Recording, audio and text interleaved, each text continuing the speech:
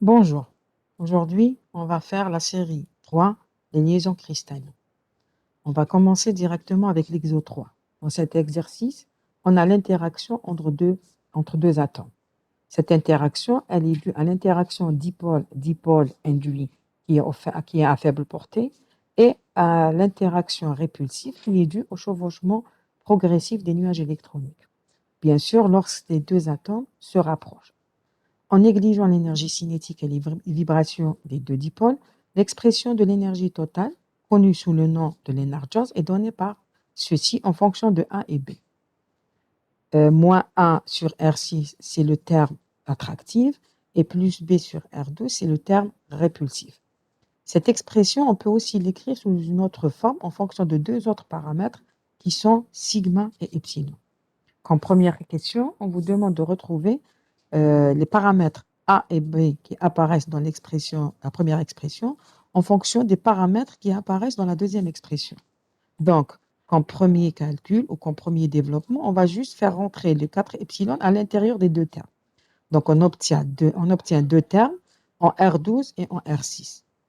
En comparant ceci avec la première expression qui est en fonction de A et B, et en faisant l'identification, donc on remarque que le terme A, c'est 4 epsilon sigma 6, et le B, c'est 4 epsilon sigma 2. Donc ça, c'est pour la première question. Maintenant, pour la deuxième question, on nous demande de prendre en considération seulement la distance entre les premiers proches voisins. Donc, on va prendre l'interaction de l'atome avec les autres, mais la distance séparant le premier atome avec les autres atomes sera écrite en fonction de la distance entre les deux premiers proches voisins. Donc, on écrit la distance entre I et J égale à un terme qui dépend de la position en fonction de R, qui est la distance entre le premier proche voisin et l'origine. On nous demande de donner l'expression de l'énergie de cohésion pour un cristal contenant une mole d'atome en fonction du paramètre sigma sur R. D'accord?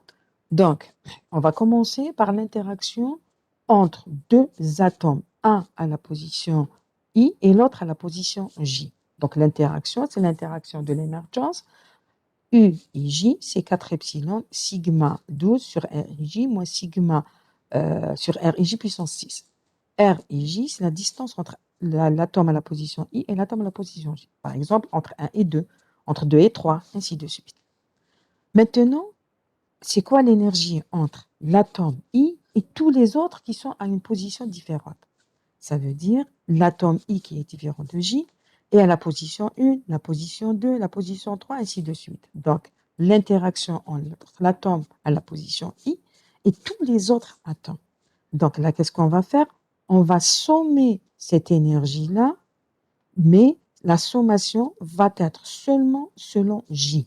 Donc I, c'est la position du premier atome qui ne change pas, et c'est J qui va prendre les positions des autres. Une à la position 2, position 3, position 4, ainsi de suite. Donc, la sommation va se faire seulement sur R et J. Et puisque on va écrire R et J en fonction d'une constante qui est la distance entre les premiers proches voisins, donc la sommation va être seulement sur le paramètre PIJ. Une fois 1 sur PIJ puissance 12 et deuxième terme 1 sur PIJ puissance 6. Après, on va voir comment calculer ce PIJ. D'accord? Donc, on a pris un atome avec les autres. Maintenant, qu'est-ce qui se passe par rapport à l'énergie pour une mole d'atome? Une mole d'atome, ça veut dire N, le nombre d'Avogadro. Donc, l'énergie de cohésion. Donc, pour une mole d'atome, on a donc N Avogadro. Une mole d'atome contient un Avogadro d'atome. D'accord? Donc, qu'est-ce qui va se passer par rapport à l'énergie de cohésion? Donc là, on aura l'interaction de l'atome 1 avec 2, 1 avec 3, 1 avec 4, après 2 avec 1, 2 avec 3, 2 avec 3, ainsi de suite. Donc, qu'est-ce qu'on a? Donc, la sommation va se faire cette fois-ci sur I. Avant, I, c'était une constante, un atome quelconque avec les autres. Maintenant, c'est I qui va être variable. Donc, c'est I Donc 1 avec tous les atomes à la position J, 2 avec tous les atomes à la position J, ainsi de suite.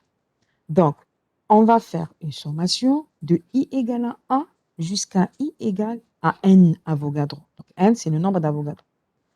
Ce N demi-là, on doit l'écrire parce que on ne peut pas calculer l'interaction deux fois. Pour éviter de compter l'interaction deux fois, on met un N demi pour une sommation, parce que ça, c'est une écriture mathématique. Pourquoi? Donc, on a l'interaction de 1 avec 2. Si je prends le 2, donc on aura l'interaction de 2 avec 1. 1 avec 2, c'est la même interaction que 2 avec 1. Donc, je vais répéter l'interaction deux fois. Pour éviter de répéter cette interaction deux fois, on met ce n demi. Maintenant, si je fais la sommation, ça va être tous les i de 1 jusqu'à n. Donc, on aura U1 plus U2 plus U3 plus jusqu'à UN. Donc, qu'est-ce qu'on a? On va répéter le même terme n fois. Donc, on écrit total, c'est n demi, n Avogadro, UI. Donc, la sommation va être remplacée par le nombre d'Avogadro. Donc, je vais sommer n Avogadro, la même valeur UI. Quand je dis UI, ça veut dire 1, 2, 3, 4, 5, ainsi de suite. Maintenant, je vais prendre mon expression UI. Si je la remplace, donc là, toujours la sommation selon PIJ qui apparaît. Donc, ces termes-là sont donnés. On va nommer le 1 sur PIJ puissance 12 comme A12 et l'autre, c'est A6. D'accord? Donc, si je remplace, voilà l'expression de l'énergie totale ou l'énergie de cohésion en fonction de A12 et de A6 et de sigma sur R. Donc, à l'équilibre, bien sûr, parce que là, je dois retrouver la distance R à la position d'équilibre. Donc, à l'équilibre, on a la dérivée ou la variation de l'énergie par rapport à la distance égale à 0. Donc, R, c'est la distance entre premiers proches voisins. Mais R0, c'est la distance d'équilibre entre premiers proches voisins. Donc, la variation de l'énergie totale par rapport à R égale à R0, c'est 0. Si je dérive ceci, je vais retrouver la relation entre A6 et A12. Donc, pour retrouver le sigma sur R0, on obtient ceci. Donc, R0 sur sigma, c'est 2A12 sur A6, le tout puissance 1 sixième. Donc, ça, c'est pour retrouver l'expression de R0 sur sigma. Maintenant, pour un CFC, troisième question, trouvez le rapport sigma sur R0, où R0 est la distance à l'équilibre entre premiers proches voisins. Pourquoi on utilise un CFC? Le CFC, c'est quoi? C'est la structure des gaz rares lorsqu'ils sont comprimés. Lorsqu'on comprime un gaz rare, il va prendre une structure. La structure la plus stable pour les gaz, c'est le CFC, c'est la plus compacte. Donc, un gaz cristallise dans la structure CFC lorsqu'il est comprimé. C'est pour ça qu'on utilise la structure CFC. Donc, pour un CFC, on a la sommation en puissance 12, c'est 12,13, et en puissance 6, c'est 14,45. C'est des grandeurs bien calculées. Donc, R0 sur sigma devient 1,09 si je remplace d'après l'expression de la question 2. Si je veux retrouver sigma sur R0, donc je n'ai qu'à inverser ceci. Maintenant, comment on a calculé les PIJ? C'est des valeurs données, mais on peut les calculer. Donc, on avait dit que RIJ, la distance entre n'importe quels deux atomes, on va l'écrire en fonction de R0, qui est la distance entre premiers proches voisins. Donc, si je prends le premier atome ou l'atome d'origine, c'est l'atome à la position 0, donc qu'est-ce qu'on a? On a 12 premiers proches voisins qui sont à la distance racine de 2 sur 2a. Donc, les premiers proches voisins sont les atomes qui sont au milieu des faces. Donc, on a fait déjà ça dans le premier exercice. Donc, on a 12 premiers proches voisins dans un CFC. Pour les deuxièmes proches voisins, on a 6. C'est ceux qui sont sur les arêtes. C'est R1 égale à A. Et si je veux écrire R1 en fonction de R0, donc je n'ai qu'à remplacer A en fonction de R0. A, ça va être 2R0 sur racine de 2. Je multiplie racine de 2 d'en haut et d'en bas. Donc, j'aurai R1, c'est racine de 2, R0. Si je cherche les troisièmes proches voisins, ce sont ceux qui sont sur les faces opposées au premier, au second proche voisin. Donc, ceux qui sont sur les côtés. Ceux-là sont à une distance R2 égale à A racine de 3 sur 2. Donc, si je remplace A, je vais retrouver R2 en fonction de R0. Les quatrièmes proches voisins, ils sont sur les diagonales des faces. À la distance, c'est maintenant racine de 2A. Donc, de la même manière, j'écris R3 en fonction de R0. Les cinquièmes proches voisins, c'est ceux qui sont à l'opposé selon la grande diagonale par rapport à l'origine. L'opposé de l'origine selon la grande diagonale. Ils sont du nombre de 24. À la distance racine de 10 sur 4A. Sixième proche voisin. Les cinquièmes, ils sont quatrième. Donc, les cinquièmes, on ne les voit pas ici. Donc, les sixièmes, ils sont sur la diagonale des faces. Et le septième, on ne l'a pas fait. Donc, maintenant, si je somme 1 sur PI6 puissance 1 sur PIJ puissance 6, donc on aura 12 premiers proches voisins à PIJ égale à 1, plus 6, 1 sur racine de 2, 6. Cette fois-ci, le PIJ, c'est racine de 2. C'est les valeurs qui sont en vert, ainsi de suite. Si vous faites le calcul, vous allez trouver 4,055.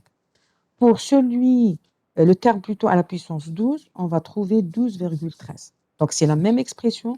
Au lieu que les termes soient à la puissance 6, on a les termes sont à la puissance 12. Bien sûr, 1 sur 1, ce n'est pas la peine d'écrire un 6. La même chose ici. D'accord? Donc, c'est comme ça qu'on calcule les PIJ ou la sommation de 1 sur PIJ puissance 6 et 1 sur PIJ puissance 12. Donc, ça, c'est pour les trois premières questions. Maintenant, la quatrième question. Pour la quatrième question, on vous dit, l'interaction entre les atomes dans un cristal d'hélium peut être décrite par l'énergie potentielle de Lennard-Jones. L'hélium, c'est un gaz. Les mesures thermodynamiques donnent pour valeur des paramètres de Lennard-Jones, epsilon égale à 33 et sigma égale à 0,28 nanomètres.